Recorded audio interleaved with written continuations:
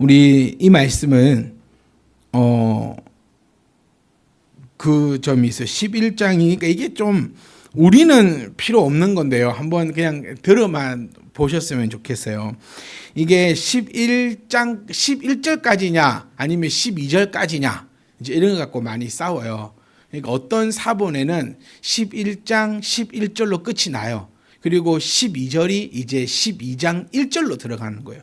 그러니까 동글뱅이가 앞에 있는 것처럼 이제 완전하게 다른 이제 그로 넘어가거든요. 그런데 이제 또 뭐 여러 가지 또 사본에 보면 이렇게 12절에 되어 있다. 그래서 개역 개정이 이제 그러니까 성경마다 좀 다릅니다. 영어 성경은 한 100가지 넘게 버전이 있거든요. 그러니까 이번에 한국에 우리 총회할 때 유튜브에 유명한 그 목사 한 사람이 있는데 이단으로 이제 이번에 우리 교단에서 딱 정제를 했어요.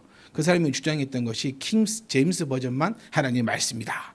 다른 번역본은 다 틀렸다. 막 자기가 뭐 이렇게 해가지고 막 이렇게 됐는데 제가 이 말씀 드리고 싶은 이유가 뭐냐면요. 성경은 다 이렇게 번역이 된 것이에요. 그래서 우리가 지금 가지고 있는 이 서신, 그러니까 어떤 성경 보면 이렇게 표현되어 있고 어떤 성경 보면 이렇게 표현되어 있고 단어가 좀 다르기도 하고 어떤 성경에는 이게 지금 12절까지 없는 것도 있어요. 11절까지 있고 이렇게 넘어가고 막 이렇게 저렇게 하는데 그거 사실 우리는 아무런 상관이 없다라는 점. 이거 11절이 여기 있으면 그러니까 그거는 이제 그걸로 밥 먹고 사는 사람들이 싸우면 돼요. 우리는 그런 사람들이 아니기 때문에 냅두시고 그리고 영어 성경 보면 또 유명한 영어 성경들은 거의 다 11절, 12절 우리처럼 이렇게 사용하고 있는 게 아니라 우리가 그걸 따라간 거예요. 네, 우리가 후발주자거든요. 이 한글 성경이. 그래서 영어 성경은 이렇게 여러분이 알고 있는 우리 두 개밖에 몰라요. NIV하고 킹제임스 버전하고. 그 두 개 보면은 12절로 이렇게 되어 있고 이렇게 되어 있다.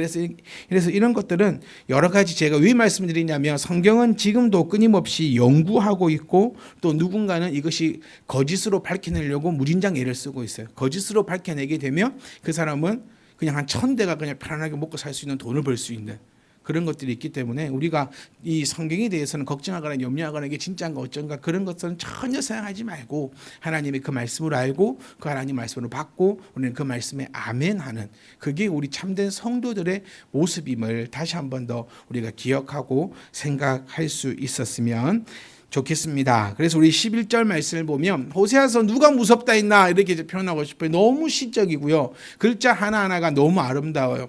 제가 라디오를 들었는데 36개월 된 이 아이가 이런 표현을 했더라고요. 그 물에서 물방울 나오잖아요. 그걸 보면서 물이 알을 낳네. 와. 그리고 바람에 책장이 쫙 넘어가잖아요. 바람도 책을 읽나 봐. 우와, 진짜 소름이 쫙 끼치더라고요. 근데 그것만큼 호세아도 대단한 비유와 아름다운 시적인 표현을 가지고 있어요. 이 지금 보시면 새하고 비둘기를 나타내고 있습니다. 이게 11절과 12절을 또 어떻게 우리 호세아서를 어떤 관점으로 볼 건가에 따라서 여러 가지로 해석될 수 있는데 오늘은 저는 여러분과 함께 구속사적인 관점에서 또 여기서 나타나는 것은 이렇게 좁은 것이 아니라 이렇게 넓어서 우리를 지금 구속하신 그 하나님의 그 뜻과 그 음성이 여기에 들어있거든요. 그러니까 단순히 이스라엘 백성에만 초점을 맞추지 말고 특별히 11절, 12절을 통하여서는 지금 우리에게까지 비춰지고 있는 그 하나님의 놀라운 그 은혜를 발견해 나갈 수 있기를 원합니다. 새같이 비둘기같이 우리 이런 노래도 있어요. 그 사냥꾼의 올무에서 새같이 네. 네, 고사님 감사합니다. 요겁니다. 네, 한 번만 더 부탁드려도 될까요? 한 번만 더. 새같이 이거 있어요. 그 사냥꾼의 올무에서 새같이 있어요. 네, 거기서 새가 나오거든요. 네, 그러니까 새, 비둘기 이 표현은요. 우리 지난주에도 사자 가지고 우리 한참 얘기했잖아요. 사자, 호랑이 막 이런 것처럼 여기서 새와 비둘기 우리는 비둘기 하면 평화의 상징을 하면서 막 88 올림픽 때 해가지고 통닭 다 만들었던 거 기억하시잖아요. 네, 그러니까 이 여기서 말하는 새와 비둘기는요 두려움에 떠는 모습이에요. 그러니까 올무에서 새같이 벗어났다. 올무에 갇혀있는 새가 얼마나 떨고 있겠냐는 그 표현이거든요. 그러니까 지금 애굽에서부터 이 또 아수르에서부터 이게 붙잡혀 있는 그들이 얼마나 떨고 있을까. 그리고 그들이 풀려났을 때 새는 어떻게 날아갑니까? 엄청 재빠르게 후다닥 날아가는, 그러니까 신속하게 돌아오는 모습을 묘사하고 있는 그 장면입니다. 그래서 여기서 돌아온다라는 것은 단순한 기환을 나타내는 것이 아니라 포로에서 돌아올 하나님의 구원의 역사를 상징하고 있어요. 그러니까 단순히 잡혀갔다가 기환할 것, 그것만을 예언하는 것이 아니라 하나님의 그 언약의 회복에 대해서, 그러니까 언약의 회복이 무엇이냐고 하면 예수 그리스도를 통한 언약의 회복이거든요. 그러니까 여러분, 우리는 단순히 말씀을 받고 하나님을 바라보고 할 때 그냥 당장 내 앞의 일들만 생각해요. 그러니까 이거를 어떤 철학자는 하루살이 인생 같다라고 표현을 하더라고요. 그냥 오늘이 다인 양, 오늘만. 저도 여러 번 여러분과 함께 말씀을 나누었지만 저는 좀 더 폭넓게 이번 생만, 그러니까 천국이 없다. 그러니까 내가 살고 있는 이 80년 요 정도만 내가 인생이다라고 생각하면 교회 오지 말아 했잖아요. 이 얼마나 아깝고 이겁니까? 우리가 교회 와서 또 하나님을 섬기는 그 이유는 이 땅에 목적을 두는 것이 아니라 하늘나라에 그 목적을 두고 있는 것이고, 또한 나뿐만이 아니라 나를 통하여 구원의 대대의 자손들을 생각하고 있는 우리들의 그 믿음의 큰 폭을 좀 바라보고 생각할 수 있어야 된다는 거예요. 단순히 나만 아닙니다. 단순히 나만 같으면 우리가 뭔 이 고생이 필요합니까? 우리는 나만 생각한다는 것은요, 이거를 좀 성경적 풀을 해보면 짐승과 같다라고 표현하는 거예요. 짐승은 나만 생각해요. 짐승은 당장 오늘 먹을 것만 생각하는 거죠. 내일은 몰라요. 내일 내 새끼들 내 짐승이 막 가족 이렇게 몸에 족보 적어놓고 막 저끼리 이렇게 하는 거 보셨습니까?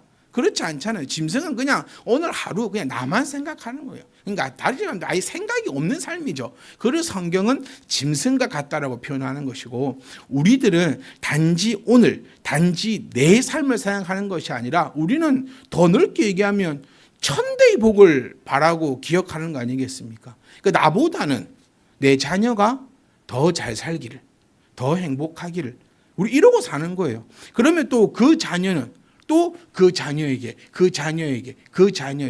우리가 그 목적을 두고 있기 때문에 우리가 하늘나라를 바라보며 또 하나님께서 베풀어 주실 그 영원한 것, 여기서 우리가 중요한 포인트는 영원함이죠. 영원함. 하나님 외에는 영원한 것이 하나도 없다. 그래서 우리가 바라는 생명은 어떤 생명입니까? 영원한 생명이다라고 이야기하면서 우리가 그걸 바라보고 살아가는 거예요. 단순히 단지 이 앞에 이런 거 아니라는 거예요.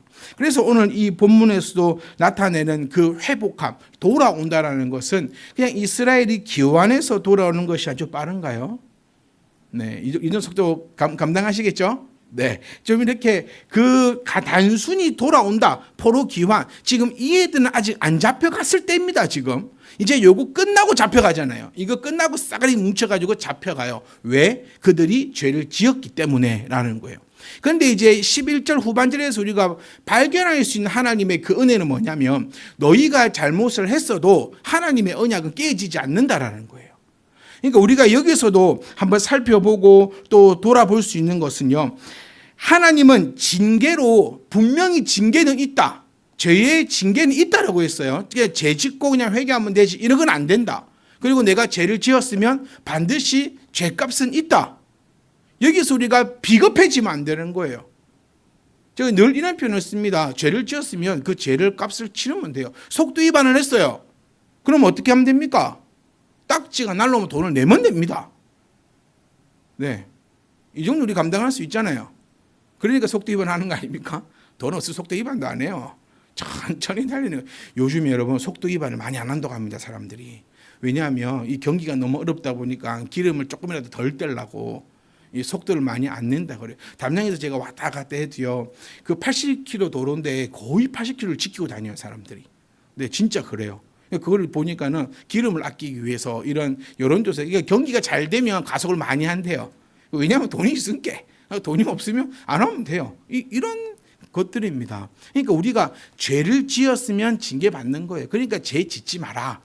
가속하고 불법 유턴하고 막 이래가지고 경찰 만나가지고 딱지가 끊기면 아무리 뭐라 해도요, 그냥 이건 해야 되는 거예요. 이거하고 똑같이 생각하시면 돼요. 왜 하나님 앞에서는 죄를 지내놓고 하나님 앞에서는 징계를 피하려고 합니까? 그럴 수는 없다. 그러니까 오늘 이 결론을 보시면은 분명히 하나님이 용서하셨고, 우리 지난주 말씀을 기억해 보세요. 내가 너희를 언약 백성으로서 끝까지 그 언약을 지킨다. 그러니까 하나님과 우리와의 다른 점이 뭐라 했습니까? 우리는 약속을 지킬 수 없는 존재들이지만 하나님은 반드시 약속을 지킨다. 누구 때문에? 자기의 이름 때문에요. 결단코 내가 이렇게 하니까 하나님께서 나에게 이렇게 하시고 내가 저렇게 하니까 이거 아니라 하나님은 분명히 아브라함을 통하여서 언약을 약속하셨고 그 언약의 결과가 우리들임을 기억하셔야 돼요. 그러니까 하나님은 우리 때문이 아니라 당신의 그 거룩한 이름으로 인하여 그것을 이루어내신다는 것이 11절, 12절 말씀이세요. 그래서 우리가 11절을 한마디로 딱 정리해 보면 하나님은 징계하심으로 흩으십니다. 반드시 죄값은 있어요. 그래서 뭐 하지 말자? 죄는 짓지 말자. 네, 제가 조금 더 쉽게 얘기해 보면요, 뭐 속도 위반 정도 괜찮습니다, 우리. 네, 그 정도 뭐 감당할 수 있잖아요. 제가 운전을 처음 배울 때도요, 제 아버지가 저한테 그러셨어요. 사고도 날 수 있고, 뭐 이럴 수도 있는데 절대 사람은 박으면 안 된다. 이렇게 했어요. 뭐 가만히 서 있는 전봇대 좀 박을 수 있다. 저렇게 좀 치도 칠 수도 있다. 제가 한번 딱 사고를 내고 엄청 쫄아 있었거든요. 혼나겠다 싶어가지고. 그런데 우리 아버지 그러시더라고요. 그런데 뭐는 하지 마라. 사람은 박지 마라. 절대 안 된다. 이거는 여러분 전부 다 좀 말씀드리고 싶어요. 운전하면서 사고 날 수도 있어요. 근데 사람은 절대 박으면 안 됩니다. 그러니까 또 기다리고 또 참고 또 참고 또 참아야 돼요. 네, 사람 우선이니까. 이건 거예요. 그러니까 우리가 죄를 범할 때도요, 속도 위반 정도 할 수 있어요. 그런데 우리 지금 여기서 나오는 죄는 우상 숭배죠. 그러니까 우리가 그 넘어가면 안 되는, 넘지 말아야 하는 것들은 절대로 넘으면 안 된다. 이렇게 되면 하나님은 우리를 벌할 수밖에 없다. 누구를 보라고? 하나님은 공의 하나님이라면서요. 우리가 그렇게 외쳐왔는데 왜 나한테만 너그럽게 바라는지 모르겠어요. 저 사람한테는 공의롭게 해야 되고 나한테는 공의롭게 안 했으면 좋겠어. 우리 하나님은 항상 나한테는 인자하시고 그러는데 저 사람한테만 공의해라. 이거는 놀고 싶고 나쁜 싶고예요. 하나님은 공의로우세요. 하나님은 다윗을 벌하셨습니다. 그런데 어떻게 우리는 벌 안 할 수 있어요? 그럼 다윗이 뭐라 하겠어요? 조금만 복잡하게 생각하지 말고 쉽게 생각해 보면 돼요. 그러니까 죄를 지으면 반드시 그 징계는 하면 있다. 그런데 우리는 이제 뭘 해야 됩니까? 싹싹 빌어야 되는 거예요. 싹싹 빌어서, 그것도 여러분 싹싹 빌다가 제일 나쁜 사람이 누구냐면 잘못을 했어요. 그러니까 싹싹싹 빌었어요. 용서해주고 안 하고는 누구 마음이에요? 내 마음이에요. 그런데 내가 이만큼 빌었는데 니는 용서도 안 해주냐? 이거는 진짜 마탱이 간 사람이에요. 네, 다윗을 보십시오. 하나님 앞에 죄를 뿌리고 회개했잖아요. 그런데 그의 아들을 하나님이 데려가 버렸습니다. 죽여버렸습니다. 그때 다윗은 원망하지 않았어요. 그럼 이 뭡니까? 라고 해서 다윗이 이렇게 고백입니다. 혹시 내 죄를 좀 감화해 주실까 봐 내가 아버지 앞에 기도했고, 그런데 뭐 이렇게 된 거를 이제 내가 뭐 어쩌겠냐. 그래도 이렇게 이것만 해도 감사하다. 이게 다윗의 표현이거든요. 그러니까 우리가 죄를 범하였으면 아버지 앞에 회개하고 그의 용서함을 바라고 기다리는 거죠. 그런데 그거조차도 하지 않는다. 그러면 막 싸우자는 거죠. 자녀를 양육하고 할 때 자녀가 잘못했어요. 그러면 뭐 어떻게 해야 됩니까? 진심 어리게 빌어야 돼요. 자녀가. 싸우자는 건 뭐죠? 진심이 없게 빌거나, 애들아 잘 들어라. 엄마 아빠한테 진심을 다해서 빌으라고. 용서해 주든가 말든가 뭐 나를 왜 낳았나 막 이래 싸우면 이제 싸우자는 거예요. 이러면 이제 니 죽고 나 죽고 그렇게 되는 부분이거든요. 그러니까 너무 어렵게 생각하지 말고 조금만 쉽게 접근해 보면 되는 거예요. 그래서 이 부분의 말씀은 징계로 흩으셨어요. 우리 역사를 다 아니까. 하지만 언약을 신실하게 지키셔서 마침내 자기 백성을 다시 모으시는 거예요. 그 자기 백성을 다시 모은 그 열매가 바로 우리들. 이는 메시아적인 회복과 궁극적인 구원을 예표하고 있는 거예요. 그러니까 그냥 이스라엘 이 역사 이거 아니에요. 하나님께서는 예수 그리스도의 십자가를 통한 완벽한 언약적 회복을 지금 나타내고 있다라는 것이. 에브라임은 거짓으로, 이제 우리 에브라임과 이스라엘을 압니다. 그러니까 즉 너희들은 거짓과 속임수로 나를 애워쌌다라는 거죠. 그러니까 이게 하나님과 정반대되는 삶이에요. 이번 주일날도 함께 말씀을 나누었지만요, 하나님의 속성은 우리가 압니다. 하나님의 속성은 뭐 거룩하고 사랑이 많으시고 긍정적이고 기대가 넘치고 이런 것들요. 그래서 하나님 옆에 있으면 우리는 하나님을 닮아가는 거죠. 하나님처럼 하나님이 거룩하고 하나님께서 나에게 베푸실 것을 기대하고 기도하며 응답 받을 것을, 여러분 기도해서 응답 받는다는 것을 우리가 착각하면 안 돼요. 내가 원하는 대로 내가 요거 사게 해달라고 기도했는데 이거 못 사게 되면 기도 응답을 못 받은 게 아니라고요. 내가 요거 사게 해달라고 기도를 했는데 사게 돼도 응답 받은 거고 못 사게 돼도 기도 응답을 받은 겁니다. 우린 요거 너무 큰 착각을 가지고 있어요. 내가 이렇게 기도했는데 들어지면 응답이요, 안 들어지면 안 응답. 근데 우리는 이런 차용됐어요. 기도 응답하신 것도 감사, 안 하신 것도 감사, 랄랄랄랄 없어질지 모르겠는데 그런 우리가 노래도 부르는 것처럼 우리가 기도의 응답은 하나님 앞에 기도하는 모든 것들은 다 응답되는 거예요. 산 것도 응답, 못 산 것도 응답. 우리 하나님 옆에 있으면 그런 거예요.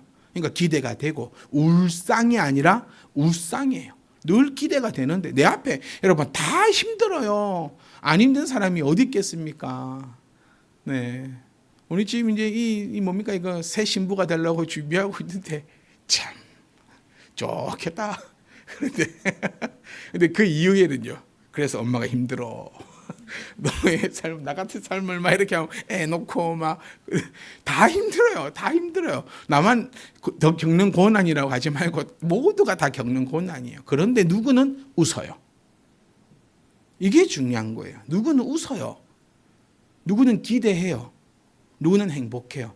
그 사람이 모든 일이 술술술술 풀려서 그런 거 아니잖아요. 나보다 더하면 더했지. 절대 덜하진 않아요. 진짜 다 안 물어봤잖아요. 네, 그 가정사를 어찌합니까? 그 삶을 어찌 알아요? 그런데 그 사람은 웃고 있고 기대하고 있고 긍정적이에요. 왜냐하면 하나님 옆에 붙어있기 때문에. 그런데 하나님 옆에 붙어있지 않으면 항상 울상이에요. 항상 슬퍼요. 항상 불평해요. 항상 한숨만 나와요. 그게 오늘 이 말씀이라는 거예요. 거짓과 속임수는요, 이제 우리가 호세아서를 이제 마무리하는 단계에서 먼저 압니다. 거짓과 속임수는 우상숭배와 하나님을 의지하지 않고 외세를 의지했던 것. 그래서 우리 계속 말씀이 같이 갑니다. 내가 어디에다가 목숨을 걸고 있느냐. 하나님 앞에 목숨을 걸고 있느냐 아니면 다른 곳에 목숨을 걸고 있느냐. 이게 우상숭배거든요. 하나님 앞에 목숨을 걸고 있으면 믿는 자로서 바로 가는 길이에요. 우리는 이 길을 걸어가고 있는 거예요. 계속해서 걸어가는 거예요. 그런데 다른 것에 목숨을 걸고 있으면 이거는 우상숭배요 외세의 힘을 하는 거예요. 그러면 결론이 뻔히 나와 있거든요.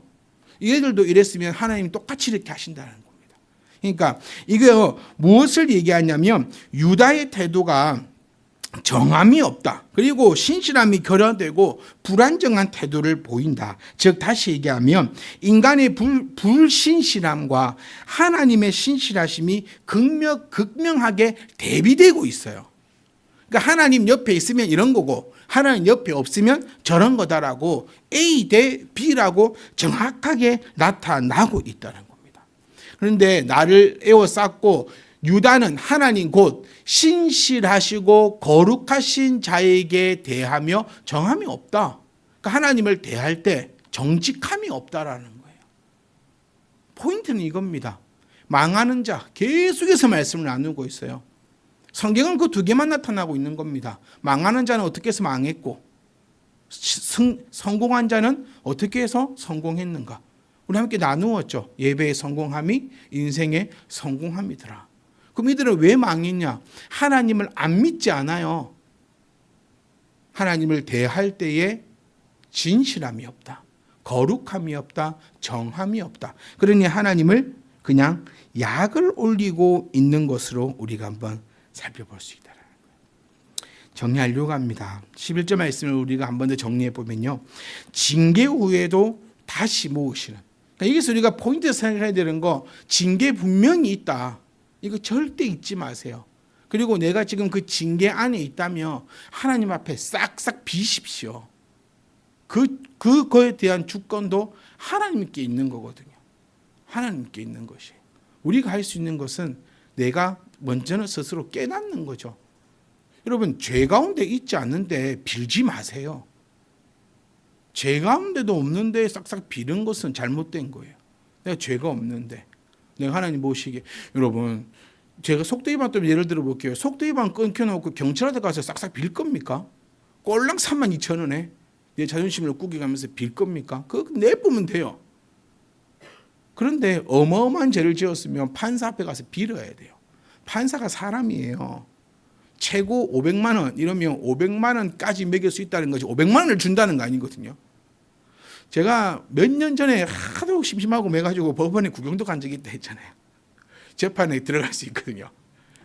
그래도 경험도 해보고 재판 어떻게 하는가 가서 보고 검사를 참 실망하고 했다 참 말씀드린 적이 있는데, 그리고 보면 최고 500만 원인데 당신은 지금 반성하고 있으니까 100만 원 그렇게 얘기하더라고요. 당신은 전혀 반성함이 없네? 그럼 500만 원. 반성하면 좀 싸시고요. 안 반성하면 최고형 때릴 뿐입니다. 그것처럼 우리가 판사 앞에 섰을 때 싹싹 비는 것처럼 하나님 앞에 싹싹 비는 게 필요해요. 그런데 내가 제일 좋은 거는 빌지 말고, 빌면 관계가 좀 안 좋아요. 네, 빌면. 그러니까 저는 늘 소원하는 게 저와 여러분들이 하나님 앞에서 늘 말씀드리죠. 당당하게. 선만 넘지 않으면 얼마든지 됩니다. 그 당당하게. 어떤 징계 후에도 다시 모으시는 하나님의 언약적인 신실함. 그러니까 하나님은 신실하다라는 것을 11절을 통해서 다시 한 번 더 발견할 수 있고요. 12절 말씀 통해서는 이스라엘과 유다의 거짓된 태도죠. 끝까지 거짓된 태도. 그런데 그와 대조되는 변치 않는 하나님의 거룩하심이 나타난다는 거예요. 그러니까 인간은 거짓되고 막 그런데 그래도 하나님은 흔들리지 않으신다. 그러니까 우리가 착각하는 게 중에 하나가 뭐냐면 내가 하나님을 지고 흔들 수 있을 거라는 착각을 해요. 하나님 뭐가 흔듭니까? 뭐가 막 흔들 수 있어요. 하나님 이렇게 하면은 제가 이렇게 해주고요, 저렇게 하면요 이렇게 해주고요. 그건 하나님이 흔들 수 있다고 생각하거든요. 절대 그럴 수 없다. 하나님은 흔들리지 않고 하나님은 거룩하시다. 하나님은 언제나 그 가운데 놓여져 있는 것이다. 그래서 사람은 거짓되고 변덕스럽다. 사람은 거짓되고 변덕스러우니까 그 징계를 받아야 된다.